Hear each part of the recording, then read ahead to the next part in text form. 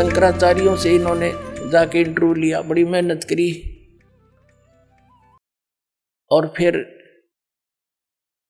उसको चलाया दास ने। फिर उनकी धोती सी धो दी सारे की, कख नहीं पाया।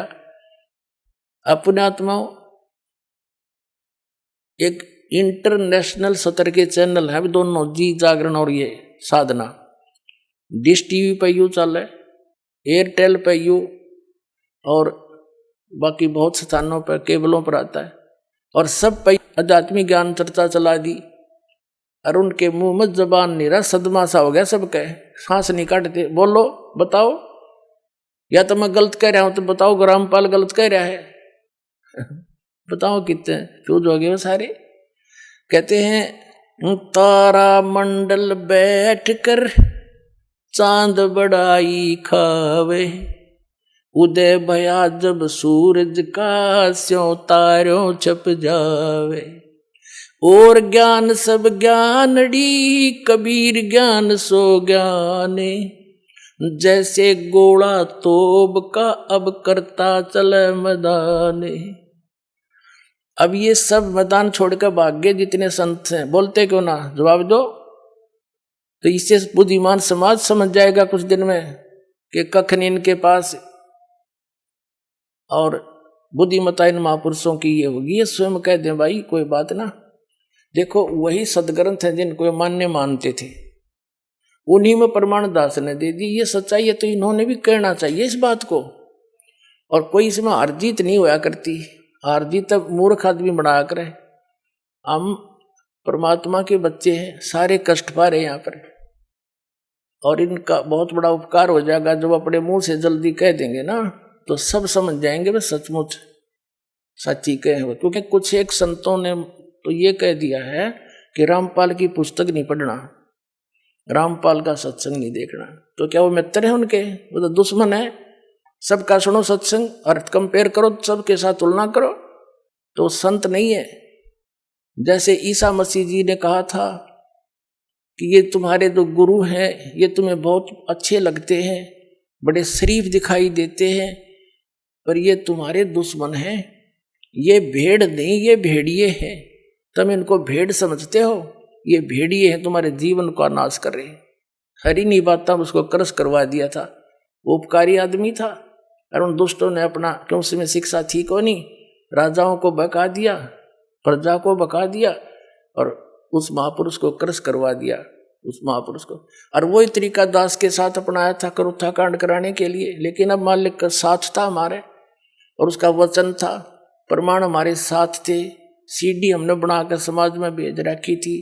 तो वही काम दास के साथ करना था। करुथा कांड झूठ झाट बोल कर, अफवाह फैला कर, इतना अफवाह फैला दी जब समाज में मुझे मारने के लिए कि इसको मार भी देंगे तो जनता नहीं कहेगी ठीक हो गया, निकम्मा आदमी था, मारना चाहिए था।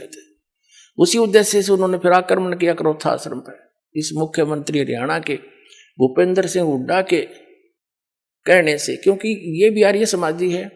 और महर्षि दयानंद की पोल खोल दी, मैंने वेदों से तुलना कर दी उनके सत्यार्थ प्रकाश की, और इतना ही कहा था भाई आप इसको सत्यार्थ प्रकाश महर्षि दयानंद का लिखा हुआ मानते ही हो।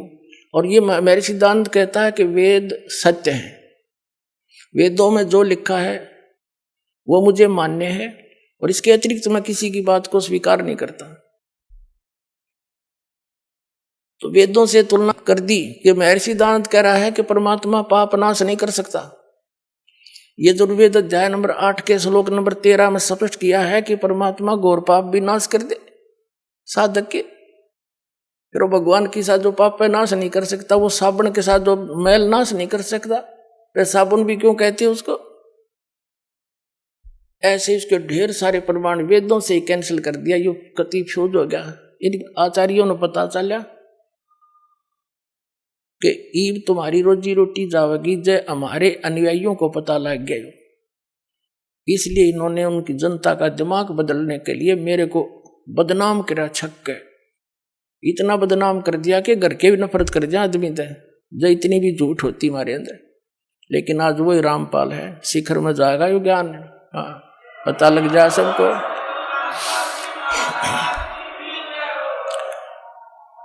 तो ये अब ये सफल नहीं हो सके। एक तो साथ कबीर समरस शक्ति हमारे है और हम कति सारी साची और प्रमाणित बता रहे हैं, जिस कारण से ये ईब सांस गोट के बैठ गए, बिरानी क्वित पहुंच गए, आसपास भी नहीं है। आसपास का मतलब है जैसे आदमी के बारे में कोई बात कही जाती है तो उत्तर देव है, अन्यों कह देवे रामपाल उन्होंने यह झूठ बोल दी, तो हम फिर उसका दोबारा उत्तर दें भाई नहीं देखो ये प्रमाण है, ये ठीक हो। इनके साथ तो वह बन गई। एक व्यक्ति बता रहा था, नो बोला हमारे गांव में एक भैंसा घनांडी पाक रहा था और उसने गांव में कोई दूसरा भैंसा छोड़ा नहीं, उसको मार कूट कर सीमा से बाहर छोड़ के आया करता। पूरे गांव में अकेला था, बड़ा तगड़ा था। एक बार क्या हुआ कि ये हाथी लेकर आते हैं ना मांगने वाले, एक हाथी लेकर आ गए गांव में और हमारे गांव में जोड़ खोद रखा था तालाब, उसमें बहुत गहरे गहरे गड्ढे बना देते थे गांव वाले मिलकर कि वर्षा होएगी पानी ज्यादा स्टोर हो जाएगा। और वो भरा हुआ था, कुछ नहर से भरवा दिया था तो फुल था वो सरोवर।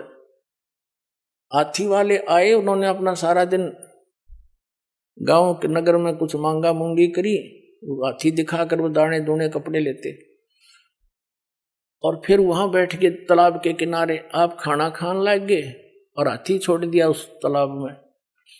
हाथी गहरा गहरा पानी था, उसमें खूब मस्ती मारा, उसके अंदर लौट रहा गर्मी में। हाथी का थोड़ा सा सिर दिखा है और सूंड थोड़ी सी दूर इतना दिखा है। वो जोटा आ गया भैंसा पानी पीने के लिए दोपहर में। अब उसने हाथी का थोड़ा सा सिर दिखा बाहर, जोटे ने सोचा दूसरा जोटा कैसे आ गया जो मेरी जो डायरेक्शन में। वो बता रहा था कि वो जोटा चला पानी में उस हाथी की तरफ, तो अब इसको मारूं टक्कर, अब इसको करूं ठीक। हाथी ने भी देख लिया कि वो आ गया तेरे निकट। हाथी उस बाहर निकला, उस खड्डे से एकदम बाहर खड़ा होगा और जोटा नो देखा और उसके मुंह पर मारा पानी, फुर्र सूंड में भर रखा था। उन्होंने बताया था कि वो जोटा वहां से दौड़ा था सपेट कसूती स्पीड थे और 3 किलोमीटर 4 किलोमीटर हमारी सीमा है दूसरे गांव की, उस सीमा ते पार जाकर उसने पीछे मुड़ के देखा तो और गांव के लोग नो देखे भाई इसका कोई पीछे भी नहीं लग रहा, अरे यू इतना कसूता बाजा क्यों जा है, सीमा पार कर गया। तो पता लग गया कि ऐसे ऐसे बन गई अंडी गेला। तो पुण्यात्माओं दास ने यू सारा हाथी दिखा दिया इन ताई। अब ये पता नहीं कहाँ जाकर डटेंगे।